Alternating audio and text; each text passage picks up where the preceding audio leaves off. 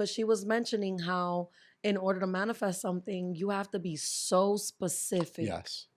You're really good at being that specific. I've learned that from manifesting the wrong way. Tell me more. When I first started getting into 2018 is when I would say I kind of I like saved myself in the most corniest way. Like my faith just was like fully tapped in. Like I understood. Shout out to Eric Thomas, preacher, Yes. motivational speaker. He got me to see life at a whole different light, everything, right? And then I started tapping into my spirituality, religion, faith, all that, but also just like even manifesting things and like not even manifesting, like literally just speaking to God, like really just having these real conversations and being very vocal. And I started speaking things into, the world of like, even I'll get a little personal, even like with a woman that I wanted to date. Like I would just literally like manifest it in my mind and almost like imagine it, all that type of shit. I do that with everything. I was literally just talking with Imani. He was like, yeah, you were talking about studio before you even had anything, before you had any dollar to your name. We were there. I didn't have shit. But guess what? That's that faith. That's you speaking to God. You manifesting it.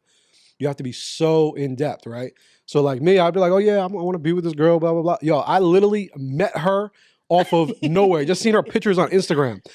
I ended up like being really close with this woman. I brought her in as a friend. I manifested her into my life, but I wasn't not romantic. I wasn't direct enough with, and then I started playing with it. I actually manifested that apartment to the exact area of the town that it was in, and to the rent that I'm paying, and to the being able to customize it into the way we did. So like when I started playing with things like that, like because when I started testing, I would do it and I'd be like, all right, I see it, but damn, I wasn't as specific. I got to be more specific.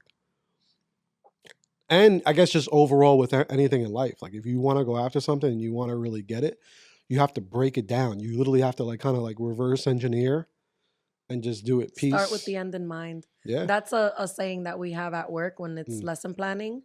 Because when you're lesson planning, you're supposed to be lesson planning with the goal of getting your students to master whatever assessment gets put in front of them. So you start with the end in mind and you backwards plan.